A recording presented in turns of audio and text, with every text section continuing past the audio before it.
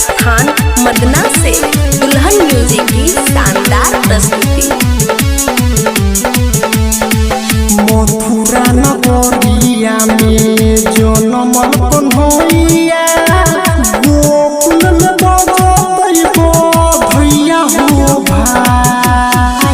मथुरा नगरिया में जनमल कन्हैया गोकुल में बजतैबो भैया हो भाई। देहपति के लौना की ऋषिन कन्हैया जनमल मथुरा नगरिया। देहपति के लौना की ऋषिन कन्हैया जनमल मथुरा नगरिया। प्रेम से बोलिए कृष्ण कन्हैया लाल की। राजीव जी के डीजे रंजन बिस्ती अखन अहाँ सब सुनि रहल छी मदनेसर स्थान मदना से दुल्हन म्यूजिक की शानदार प्रस्तुति। मथुरा से ललकिन जाओ गोकुल में कन्हैया आंधी तूफान लोके गंगा जी के पानिया।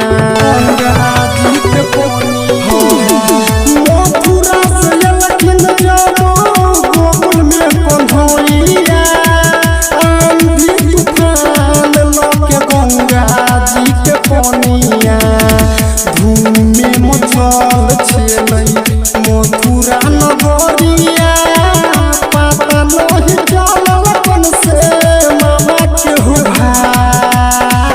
देहपति के लौना की ऋषिन कन्हैया जनमल मथुरा नगरिया। देहपति के लौना की ऋषिन कन्हैया जनमल मथुरा नगरिया।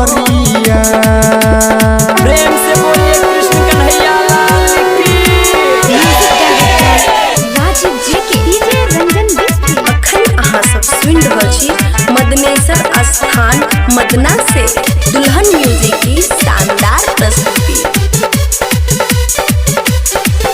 धूमे मचावे खातिर ये लइहो भैया मारे खातिर ये लई कौन से मामा के कन्हैया।